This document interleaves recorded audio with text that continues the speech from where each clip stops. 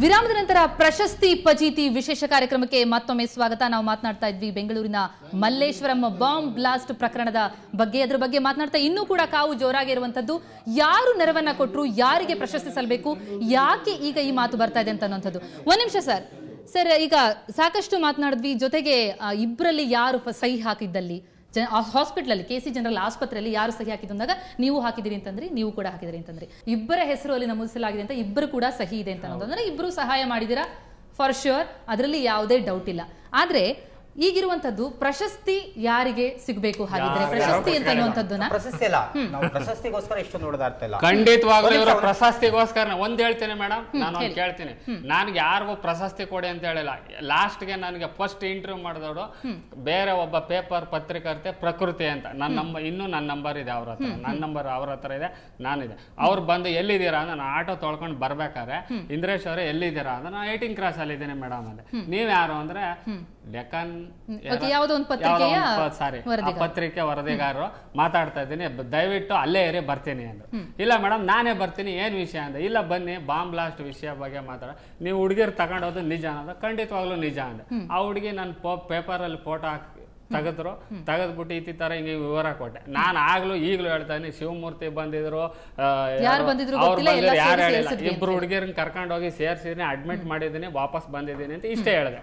ಹೇಳಿದ ತಕ್ಷಣ ಮಾರನೆಗೆ ಡೆಕ್ಕನ್ ಪೇಪರ್ ಅಲ್ಲಿ ಬಂತು ನನ್ನ ಫೋಟೋ. ಇವಾಗ ನೀನ್ ತೋರಿಸ್ತಾ ಇದ್ದಲ್ಲ ಅದೇ ಸೇಮ್ ಫೋಟೋ ಬಂತು. ಬಂದ ತಕ್ಷಣ ನಮ್ಮ ಶ್ರೀಪತಿ ಭಟ್ರು ಅಂತ ಒಬ್ರು ಇದಾರೆ, ಅವರು ನನ್ಗೆ ಅಷ್ಟೊಂದು ಇಂಗ್ಲೀಷ್ ಬರಲ್ಲ. ಅವ್ರು ಬಂದು ಏನ್ರಿ ಇಂದ್ರೇಶ್ ನಿಮ್ದು ಪೇಪರ್ ಫೋಟೋ ಬಂದಿದೆ, ಏನು ಓದಿ ಹೇಳಿ ಸರ್ ಅಂತ ಹೇಳಿದೆ. ಈ ತರ ಹೆಲ್ಪ್ ಮಾಡಿದ್ದಲ್ಲ. ಹೌದು ಸರ್, ಹಿಂಗೆ ಕರ್ಕೊಂಡೋಗಿ ಸೇರಿಸಿದೆ, ಮೋಸ್ಟ್ಲಿ ಆ ಹುಡುಗಿ ಇಂಟರ್ವ್ಯೂ ಮಾಡಿದ್ದು ಅದು ಕೊಟ್ಟಿದ್ದೆ. ಆಮೇಲೆ ತಿರ್ಗಿ ಸಜ್ಜನ್ ರಾವ್ ಸರ್ಕಲ್ಗೆ ನಾವು ಒಂದು ಬಾಡಿಗೆ ಹೋದೆ. ಅಲ್ಲಿಂದ ಒಬ್ರು ಬೇರೆ ಇನ್ನೊಬ್ರು ಪತ್ರಿಕೆಯವರು ತಿರ್ಗಿ ಬಂದು ನನ್ನ ಹತ್ರಕ್ಕೆ ಬಂದ್ರು. ಬಂದಾಗ ನನ್ನ ಕೇಳಿದ್ರು ಈ ತರ ಅಂತ ಹೇಳಿದೆ, ಸೇಮ್ ಫೋಟೋ ಅದ್ರಲ್ಲಿ ಬಂದು ಟೈಮ್ಸ್ ಆಫ್ ಇಂಡಿಯಾದಲ್ಲ ಬಂತು. ಬಂದ ತಕ್ಷಣ ನಾನು ಅದಕ್ಕೆ ಸುಮ್ಮನಿದ್ದೆ. ಆಗಿರೋದೆಷ್ಟು 17 ಆಗಿ 29ನೇ ತಾರೀಕು ಆ ಹುಡುಗಿ ನನಗೆ ಫೋನ್ ಮಾಡ್ತು. ಅದಕ್ಕೂ ಮೊದಲೇ ದೊರೆಸ್ವಾಮಿ ಅವ್ರು ಫೋನ್ ಮಾಡಿದ್ರು, ನೋಡಪ್ಪ ಯಾರೋ ಹಾಸ್ಪಿಟ್ಲ್ ಅವರು, ಯಾರೋ ಪತ್ರಿಕೆ ಅವರು ಹಾಸ್ಪಿಟ್ಲ್ ಅವ್ರು ನಿಮ್ಗೆ ಸನ್ಮಾನ ಮಾಡ್ತಾರಂತೆ, ಈ ತರ ಬನ್ನಿ ಹೋಗ್ಬೇಕಂತಪ್ಪ ಅಂದೆ. ನನಗೆ ಯಾವ್ದೋ ಮಾಹಿತಿ ಇಲ್ಲ ಸರ್, ನೋಡೋಣ ಬಿಡಿ ಅಂತ ಹೇಳಿದೆ.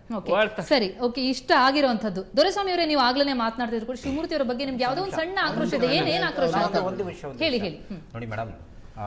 ಲೀಶಾ ಅವ್ರನ್ನ ರಕ್ಷಿಸಿರ್ಬೋದು ಅಥವಾ ಏನೋ ಅಲೋಗ್ ನಾನು ರಕ್ಷಿಸಿರ್ಬೋದು, ಸೆಕೆಂಡ್ರಿ. ಆದರೆ ನಾನು ರಕ್ಷಿಸಿದ್ರಿಂದ, ನಾನು ಆಟೋ ಡ್ರೈವರ್ ಕರೆದಿಂದ ತಾನೇ ಈ ಆಟೋ ಡ್ರೈವರ್ ಬಂದಿತ್ತು. ಸೊ ನಾನೇ ಇವ್ರು ಕರೆದೇ ಇಲ್ಲ ಮೇಡಮ್. ಈಗಲೂ ಹೇಳ್ತಾ ಇದ್ದೀನಿ, ನಾನು 50 ಜನ ಇದಾರೆ, 1 ಲಕ್ಷ 100 ಜನ ಇದಾರೆ. ನೀವಾಗೆ ಬಂದು ಸಹಾಯ ಮಾಡಿದ್ರೆ ಅವ್ರು ನಾನು ಬಂದ ತಕ್ಷಣ ಈ ಹುಡುಗಿರ್ ನೋಡ್ದಾಗ ಎಲ್ಲ ಎತ್ಕೊಂಡ್ ಬರ್ತಾ ಇದ್ರು. ಏನು ಅಂದಕ್ಕೆ ಹಿಂಗ್ ಬಾಂಬ್ ಬ್ಲಾಸ್ಟ್. ಆ ಹುಡುಗಿ ಕಾಲ್ ಫಸ್ಟ್ ಜೋತಾಡ್ತಾ ಇದ್ ನಾನೇ ನೋಡಿದ್ದೀನಿ. ಇವ್ರು ಕರೆದಿರೋದು ಇದೆಲ್ಲ ಸುಳ್ಳು. ಇರೋ ಸತ್ಯ ಇರೋದಕ್ಕೆ ಲಾಗ್ಸಿತ್ತು. ಸತ್ಯ ಅಲ್ಲದೆ ಸುಳ್ಳು ಯಾರು ಹಾಕ್ಸ್ತಾರೆ? ನಾನು ಅವ್ರಿಗೆ 100 ರೂಪಾಯಿ ಕೊಟ್ಟಿದ್ದು ಸತ್ಯ. ಈಸ್ಕೊಂಡಿಲ್ಲ ಸತ್ಯ, ಅದು ಎಲ್ಲೂ ಬೇಕಾದ್ರೂ ನಾನು ಪ್ರೂವ್ ಮಾಡ್ತೀನಿ. ಈಸ್ಕೊಳ್ಳಿಲ್ಲ ಅಂತ ಹೇಳಿದ್ರೆ ನಾನೇನ್ ಮಾಡಕ್ಕಾಗಲ್ಲ. ನೀವು ಕೊಟ್ಟಿರೋದು ನಿಜ ಅಂತ ಹೇಳ್ತೀನಿ. ನಾನು ಇವಾಗೇನು ಪ್ರೂಫ್ ಎತ್ಕೊಂಡು ನಾನು ಆಟೋ ಕರೆದಿದ್ದೀನಿ ಅಂತ ಹೇಳ್ತಾ ಇರಲ್ಲ ಮೇಡಮ್, 100% ಸುಳ್ಳು ಅದು. ಈ ಮನುಷ್ಯ ಆಟೋ ಕರೆದಿಲ್ಲ, ಎಲ್ಲರೂ ಎತ್ಕೊಂಡ್ಮೇಲೆ ನಾನು ಬರ್ತೀನಿ ಅಂದ್ರೆ ಬನ್ನಿ ಅಂದೆ. ನನ್ನ ಆಟೋನ ಯಾರು ಕರೆದಿಲ್ಲ ಮೇಡಮ್. ಅಲ್ಲಿ 100 ಜನ, ಇವ್ರೊಬ್ರೇ ಎಲ್ಲ ಬಂದು ಎತ್ಕೊಂಡ್ ಬತ್ತಾಕ್ತಾರೋ. ಎಷ್ಟು ಜನ ಇರ್ತಾರೆ, ಎಲ್ಲರಿಗೂ ಮಾನವೀಯತೆ ಇರ್ತದೆ. ಹಂಗನ್ಬಿಟ್ಟು ನಾನು ಎಲ್ಲವ್ರನ್ನೂ ಆಟೋದಲ್ಲಿ ಕೂರ್ಸ್ಕೊಂಡು ಹೋಗಕ್ಕಾಗತ್ತ? ಹಾಕದ್ಮೇಲೆ ಇವ್ರು ಬಂದು ಕೂತ್ಕೊಂಡ್ರು, ಬರ್ತೀರಾ ಸರ್ ನೀವು? ನಾನು ಬರ್ತೀನಿ ಅಂದ್ರು, ಬನ್ನಿ ಅಂದೆ. ಇನ್ನೊಂದು ಜಾಗ ಇತ್ತಲ್ಲ, ಒಂದ್ ನಿಮಿಷ ನಾನು ಬಂದ್ಬಿಡ್ತೀನಿ. ದುರ್ಗೇಶ್ ಭಾಯ್ ಅವರು ಇದ್ದಾರೆ, ದುರ್ಗೇಶ್ ಭಾಯ್ ಅವ್ರು ಯಾರು ಅಂತ ನನಗೆ ಹೆಂಗ್ ಗೊತ್ತು? ದುರ್ಗೇಶ್ ಭಾಯ್ ಇವ್ರನ್ನೆಲ್ಲ ಹುಡ್ಕೊಂಡ್ರೆ ನಾನು ಅಲ್ಲಿ ಒಬ್ರು ಪರಿಚಯ ಇಲ್ಲ ಮೇಡಮ್. ಆ ಗಲಾಟೆಲಿ ಪರಿಚಯ ಇಲ್ಲ. Well and good. Okay sir, ಏನ್ ಹೇಳಕ್ ಹೊರಟಿದ್ರಿ ನೀವು? ಹೇಳಿ ಸರ್. ಅದೇ ಮೇಡಮ್, ನಮಗೆ ಮಿನಿಮಮ್ ಒಂದು 11 ಗಂಟೆ ಇರ್ಬೋದು ಈ ಥರ ಬಾಂಬ್ ಬ್ಲಾಸ್ಟ್ ಆಗಿದೆಯಾ ಅಂತ. ನೋಡಿ, ಈ ಫೋನ್ ನಂಬರ್ ಬಂತು. ಫಸ್ಟ್ ಈ ಫೋನ್ ನಂಬರ್ ಬಂತು. ಯಾರಪ್ಪ ನೀವು ಅಂತಂದ್ರೆ, ನಾವು ಆಟೋ ಡ್ರೈವರು ಅಂತಂದ್ರು. ಏನೋ ಮಿಮಿಕ್ರಿ ಮಾಡ್ತಾರೆ ಏನೋ ಅಂತ ಅಂದ್ಬಿಟ್ಟು, ಯಾರಪ್ಪ ಅಂತಂದ್ರೆ, ಇಲ್ಲ ಸರ್ ಇಲ್ಲಿ BJP ಆಫೀಸ್ ಮುಂದೆ ಆಗಿದೆ, ನೀವು ಟಿವಿನಲ್ಲಿ ನೋಡಿ ಬರ್ತಾ ಇದೆ ಅಂತ. ಅಲ್ಲಿಂದ ನಾವು ಗಾಬರಿಯಿಂದ ಓಡ್ ಬಂದ್ವಿ. ಓಡ್ ಬರೋಷ್ಟರಲ್ಲಿ ಇವರು ಇದ್ರು. ಅಂದರೆ ನನಗೆ ಸಿವಿಲ್ ಡ್ರೆಸ್ಸಲ್ಲಿ ಇದ್ದವ್ರು ಯಾರು ಗೊತ್ತಿಲ್ಲ. ಆಟೋ ಡ್ರೈವರ್ ಅಂದಮೇಲೆ ನನ್ನ ಮೂಡಲ್ಲಿದೆ. ಅಲ್ಲಿ ಬಂದು ನಾನು ಅಳ್ತಾ ಇರೋದು ನೋಡ್ಬಿಟ್ಟು, ಏನ್ ಸರ್ ನೀವು ಈ ಥರ ಅಳ್ತಾ ಇದ್ದೀರಾ? ನಿಮ್ಮ ಮಗುಗಿರೋ ಧೈರ್ಯನೇ ನಿಮಗೆ ಅಲ್ವಲ್ಲ. ಪೇಪರ್ ಅಲ್ಲಿ ಬಂದಿದ್ರ ಬಗ್ಗೆ ನಿಮ್ಗೆ ಏನೋ ಪ್ರಶ್ನೆ ಇದೆ? ಅದ್ ನೋಡಿ, ಈ ಪೇಪರ್ ಅದು ಹೇಳಕ್ ಬರ್ತೀನಿ ನಾನು. ಈ ಥರ ಅಳ್ತಾ ಇದ್ದೀರಲ್ಲ ನೀವು, ದಾಸಿ ಆಗಿರೋದು ಆ ಹುಡುಗಿಗೆ. ಆದರೂ ಕೂಡ ಪಕ್ಕದಲ್ಲಿದ್ದ ಫ್ರೆಂಡ್ನು ನಾನು ಈ ಥರ ಆಟೋದಲ್ಲಿ ಎತ್ತಾಕ್ಸ್ಕೊಂಡ್ಮೇಲೆ ಬ್ಲಡ್ ಹೋಗ್ತಾ ಇತ್ತು, ಕತ್ ಕುಯ್ದು ಬಿಸಾಕಿರೋ ಹೋದಂಗೆ ಹೋಗ್ತಾ ಇತ್ತು, ನಾನು ಆಟೋದಲ್ಲಿ ಮಲಗಿಸ್ಕೊಂಡ್ರು ಬ್ಲಡ್ ಹೋಗ್ತಾ ಇತ್ತು, ಆದರೂ ಕೂಡ ನನ್ನ ಫ್ರೆಂಡ್ ಅವಳು ಅಂತ ಹೇಳಿ ಗಲಾಟೆ ಮಾಡಿ ನಾನು ಎತ್ತಿ ಸೈಡ್ ಕುಣಿಸಿ ರಕ್ಷಿತನ ಎತ್ತಾಕ್ಸ್ಕೊಂಡ್ಬಂದಿದ್ದಾಳೆ ಇನ್ನೊಂದು ಹುಡುಗಿನ. ನೀವು ನೋಡಿದ್ರೆ ಈ ಥರ ಅಳ್ತಾ ಇದ್ರಲ್ಲ, ಆ ಹುಡುಗಿಗಿರೋ ಧೈರ್ಯನೇ ಇಲ್ವಲ್ಲ ಅಂತ ಹೇಳಿದ್ದು ನನಗೆ ಚೆನ್ನಾಗಿದೆ. ಧೈರ್ಯ ಇಲ್ವಲ್ಲ ಅಂತೇಳಿ ಹೇಳಿ ಅವಾಗ ಇನ್ನು ಸ್ವಲ್ಪ ತಿದ್ದು ಆಮೇಲೆ ಬ್ಯಾಗ್ ನನ್ನ ಕೈ ಕೊಟ್ಟು ಸರ್ ನಾನು ಬರ್ತೀನಿ ಅಂತ ಹೇಳ್ಬೋದ್ರು. ಅಂದ್ರೆ ಇವರು ಇದ್ದಿರಬಹುದು ಅಲ್ಲಿ, ಸುಮಾರು ಜನ ಕ್ರೌಡ್ ಅಲ್ಲಿ ಅರ್ಥ ಆಯ್ತಾ, ಎಲ್ಲರೂ ಮಾತಾಡ್ತಿದ್ರು, ಎಲ್ಲರೂ ಸಮಾಧಾನ ಮಾಡ್ತಿದ್ರು. ನನಗೆ ಇವ್ರು ಏನದು ಗೊತ್ತಾಗಿಲ್ಲ, ಇವ್ರು ನಾನು ಎಲ್ಪ್ ಮಾಡಿದೆ ಈ ತರ ಅಂತ ಅವಾಗಲೂ ಹೇಳ್ಬೋದಾಯ್ತು, ಇವರು ಹೇಳಿಲ್ಲ. ನಾನು ಹೇಳೋದು ಅದನ್ನ ದೊಡ್ಡ ಸ್ಥಳ ಆಗಿರ್ಬೋದು. ಅಲ್ಲ ಮಾತಾಡಿಸ್ತೀನಿ ನಾನು, ಬಟ್ ನಾನೇ ಹೆಲ್ಪ್ ಮಾಡ್ತೀನಿ ಅಂತ ಹೇಳಿಲ್ಲ, ಇಲ್ಲಿ ಹೇಳಿಲ್ಲ. ಅದು ದೊಡ್ಡ ಸ್ಥಳ ಅನ್ಕೋಬೇಕು ಏನೋ ನನಗೆ ಗೊತ್ತಿಲ್ಲ, ಅದು ಒಟ್ಟು ಅವಾಗ ನನಗೆ ಗೊತ್ತಿಲ್ಲ. ಆಯ್ತು, ನಾನು ಅಲ್ಲಿಂದ ಎಲ್ಲರೂ ಮತ್ತೆ ಸಾಯಂಕಾಲಕ್ಕೆ ಎಲ್ಲರೂ ಅವರಲ್ಲಿ ಬೇರೆ ಬೇರೆ ಹಾಸ್ಪಿಟ್ಲಿಗೆ ಶಿಫ್ಟ್ ಮಾಡ್ಕೊಂಡ್ರು. ನಮ್ಮದೇ ದಾಸಿ ಆಗಿರೋದು ನಾವು KC ಜನರಲ್ಲಿ ಉಳ್ಕೊಂಡ್ವಿ, ರಕ್ಷಿತಾ ಇಬ್ರು ಇದ್ವಿ. ರಕ್ಷಿತಾಗೆ ಮತ್ತೆ ಮಾರನೇ ದಿನ ಬೆಳಿಗ್ಗೆಗೆ ಅವರು ರಾಮಯ್ಯಗೆ ಶಿಫ್ಟ್ ಮಾಡಿದ್ರು, ಯಾವ್ದೋ ಇನ್ಫ್ಲೂಯೆನ್ಸ್ ಬಂತು ಅವ್ರಿಗೆ ಅಲ್ಲಿ ಶಿಫ್ಟ್ ಮಾಡಿದ್ರು. ನಾವು KC ಜನರಲ್ಲಿ ಉಳ್ಕೊಂಡ್ವಿ. ಇನ್ಫ್ಲೂಯೆನ್ಸ್ ಅಲ್ಲ, KC ಜನರಲ್ ಹಾಸ್ಪಿಟಲ್ ಅಲ್ಲಿ ಆ ಇನ್ಸ್ಟ್ರೂಮೆಂಟ್ ಇರ್ಲಿಲ್ಲ. ನಾನು ಫುಲ್ ಸೀರಿಯಸ್ ಆಗಿದೆ, ನನ್ನ ಲೈಫ್ ನನ್ನ ಕೈಯಲ್ಲಿ ಇನ್ಫ್ಲೂಯೆನ್ಸ್ ಅಂತಾರ, ನಾನು ಅದಕ್ಕೆ ಒಪ್ಕೊಳಲ್ಲ. ನನ್ನ ಲೈಫ್ ಇಂಪಾರ್ಟೆಂಟ್, ನನಗೆ ಇನ್ಫ್ಲೂಯೆನ್ಸ್ ಅಲ್ಲ. ಬೇರೆ ಡಾಕ್ಟರ್ ನನ್ಗೆ ಎಲ್ಲಿ ಟ್ರೀಟ್ ಮಾಡ್ತಾನೋ ನನ್ಗೆ ಇಂಪಾರ್ಟೆಂಟ್ ಟ್ರೀಟಿಂಗ್ ಇತ್ತು, ಅದಕ್ಕೋಸ್ಕರ ಶಬ್ದ ಬಳಸಿದ್ರು ಸರ್. ಏನ್ ನಿಮ್ಗೆ ಏನಾದ್ರು ನೋವಿದ್ಯಾ? ತಂದೆಯವರು ಹೇಳ್ತಿದ್ರೆ ಯಾರೋ ಅಂತ ಹೇಳೋದು ಆಮೇಲೆ ಹೇಳ್ತೀನಿ. ಒಟ್ಟು ಹುಷಾರಿಲ್ಲ, ಬೆಳಿಗ್ಗೆ ಅವ್ರಿಗೆ ಶಿಫ್ಟ್ ಮಾಡಿದ್ರು. ನಾವು ಅಲ್ಲಿ 5 ದಿನ ಉಳ್ಕೊಂಡ್ಬಿಟ್ವಿ, ಅಲ್ಲಿ 4 ದಿನ ಫುಲ್ ಉಳ್ಕೊಂಡ್ವಿ. ಬೇಕಾದ್ರೆ ಅಲ್ಲಿ ಕೇಳ್ಬೋದು ಚಂದ್ರಬಾಬು ಅವ್ರಿಗೆ.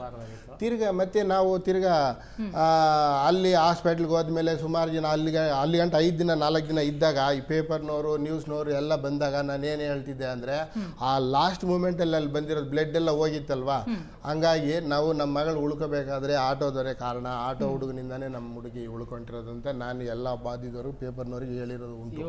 ಯಾಕಂದ್ರೆ ನನಗೆ ಗೊತ್ತಿಲ್ಲ. ನೀವು ಕೂಡ ಎಲ್ಲೂ ಮಾತನಾಡಿಸುವಾಗ ಶಿವಮೂರ್ತಿ ಅವರ ಹೆಸರು ಅಂದ್ರೆ ಬೇರೆ ಯಾರು ಸಹಾಯ ಮಾಡಿದಾರೆ ಅಂತ ಅದ್ರ ಬಗ್ಗೆ ಮಾತಾಡಿದ್ರ? ಜ್ಞಾಪನ ಇದ್ದಿದ್ದು ಅವರೇ ನನ್ನ ಎತ್ಕೊಂಬಂದಿದ್ದು ಅಂತ ನಾನು ಫಸ್ಟ್ ಹೇಳಿರೋದೇ ಅದು.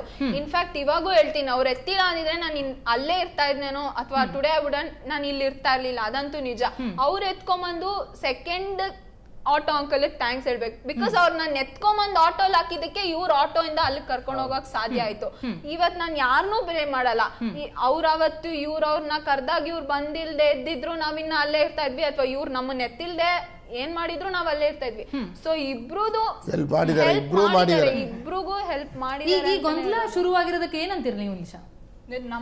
ನನ್ ಮುಂದೆ ಅದು ಸರಿ, ರಕ್ಷಿತಾ ಮುಂದೆ ಅದು ಸರಿ, ನಾವು ಹೋಗ್ಬೇಕಾದ್ರೂ ನಾವು ಹೋಗ್ಬೇಕಾದ್ರೆ ಅಂತೂ ಅವರು ದುಡ್ಡು ಇಸ್ಕೊಂಡಿದ್ದು ನಾವು ನೋಡಿಲ್ಲ. ಮುಂಚೆ ಇಸ್ಕೊಂಡಿರ್ಬೋದು, ಇಲ್ಲ ಆಮೇಲಾದ್ರೂ ಇಸ್ಕೊಂಡಿರ್ಬೋದು, ಅದು ನಮಗ್ ಗೊತ್ತಿಲ್ಲ. ಸೊ ನನಗೆ ಇವ್ರ ಹೆಸರು ಶಿವಮೂರ್ತಿ ಅಂತ ಗೊತ್ತಾಗಿದ್ದು ನನ್ಗೆ ರಾಮಯ್ಯ ಹಾಸ್ಪಿಟಲ್ ಅಡ್ಮಿಟ್ ಆದ್ಮೇಲೆ 1 ವಾರ ಆದ್ಮೇಲೆ ಬಂದ್ರು. 4-5 ಡೇಸ್ ಆದ್ಮೇಲೆ 1 ವಾರ ಆದ್ಮೇಲೆ ಬಂದ್ರು. 1 ವಾರ ಆದ್ಮೇಲೆ ಶಿವಮೂರ್ತಿ ಅವ್ರು ಬಂದಿದ್ರು ಅಂದ್ರೆ ರಕ್ಷಿತಾ ಅವ್ರ ಅಪ್ಪ ಜೊತೆ ಬಂದಿದ್ರು. ಅವಾಗ ಅವ್ರ ಅಪ್ಪ ಇಟ್ಕೊಂಡು ಇವ್ರು ಯಾರು ಗುರ್ತಿಡಿ ಅಮ್ಮ ಅಂತಂದ್ರು. ನಾನು ಹೇಳ್ದೆ ಪ್ರಶಸ್ತಿನೂ ಕೊಟ್ಬಿಟ್ಟಿದ್ರು ಆಟೋದಲ್ಲಿ. ಅವಾಗ ನಾವ್ ಹೇಳಿದ್ವಿ, ಹೇಳುವಾಗ ಹೇಳಿದ್ವಿ, ಸರ್ ಇಷ್ಟು ದಿನ ಯಾರು ಹೇಳ್ಕೊಂಡೇ ಇಲ್ವಲ್ಲ ಸರ್, ಈಗ ಹೇಳ್ತಾ ಇದೀರಲ್ವಾ. ನೀವ್ ಯಾರಿಗಾರು ಹೇಳೋ ಪ್ರಯತ್ನ ಮಾಡಿದ್ರ ಆ ಸಂದರ್ಭದಲ್ಲಿ? ಇವ್ರು ಅವಾಗ ಹೇಳಿದ್ರು, ಅವತ್ತು ಬಂದ್ರು. ಆಮೇಲೆ ಇವ್ರು ಯಾರು ಗುರ್ತಿಡಿತೀರಾ ಅಂತ ಅವ್ರು ರಕ್ಷಿತಾ ಅವ್ರ ಅಪ್ಪ ಕೇಳಿದ್ರು. ಅವತ್ತು ಆಟೋದಲ್ಲಿ ಜೊತೆಲಿ ಬಂದಿದ್ ನೀವೇ ಅಲ್ವಾ ಅಂಕಲ್ ಅಂತ. ಅವಾಗ ಗೊತ್ತಾಗಿದ್ದು ಅವ್ರು ಶಿವಮೂರ್ತಿ ಅವರು ಅಂತ. ಅಲ್ಲಿವರೆಗೂ ಅವ್ರ ಹೆಸರು ನನಗೆ ಗೊತ್ತಿಲ್ಲ. ಇನ್ನೊಂದು ಅಂಕಲ್ ಇದ್ರು ಅಂತಾನು ನಾನು ನಮ್ಮ ಅಪ್ಪಂಗೆ ಹೇಳಿದ್ದೆ. ಆಟೋ ಅಂಕಲ್ ಜೊತೆ ಇನ್ನೊಂದು ಅಂಕಲ್ ಇದ್ರು ಅಂತಾನು ಹೇಳಿದ್ದೆ ನಾನು. ಅವ್ರ ಹೆಸರು ಅವ್ರು ಬಂದು ನನ್ನ ಮೀಟ್ ಮಾಡಿದ್ಮೇಲೆ ಹಾಸ್ಪಿಟ್ಲಲ್ಲಿ ಅವ್ರ ಹೆಸರು ಗೊತ್ತಾಗಿದ್ದು. ಅದಕ್ ಮುಂಚೆ ನಮ್ಮ ಅಪ್ಪನ್ಗೆ ಬ್ಯಾಗ್ ಕೊಟ್ಬಿಟ್ಟು ಆಗಿದ್ದ ದಿನಾನೇ ಬ್ಯಾಗ್ ಕೊಟ್ಟು ಅವ್ರು ಹೋಗಿರೋದ್ರಿಂದ ಅವ್ರು ಆಟೋ ಅವ್ರ ಹೆಸರು ಗೊತ್ತಾಗಿದೆ ನಮ್ಮ ಅಪ್ಪಂಗೆ. ಅವತ್ತು ಇವ್ರು ಮಾತಾಡ್ಸಿದಾರೆ ಅಂಕಲ್ ಶಿವಮೂರ್ತಿ ಅವರು. ಬಟ್ ಆ ಸಿಚುವೇಶನ್ ಅಲ್ಲಿ ಎಲ್ಲಾರು ಎಷ್ಟೊಂದ್ ಜನ ಮಾತಾಡ್ಸಿದಾರೆ. ಸೊ ಬ್ಯಾಗ್ ಕೊಟ್ಟು ಹೋಗಿರೋದ್ರಿಂದ ಅವ್ರ ಜ್ಞಾಪಕ ನೆನಪಿರೋ ಪ್ರಕಾರ ಇಬ್ಬರು ಸುರಕ್ಷಿತವಾಗಿದ್ದಾರೆ. ಈ ಪ್ರಶಸ್ತಿ ಪಜೀತಿ ಮುಂದುವರಿತೆ ಒಂದು ಪುಟ್ಟ ವಿರಾಮದ ನಂತರ.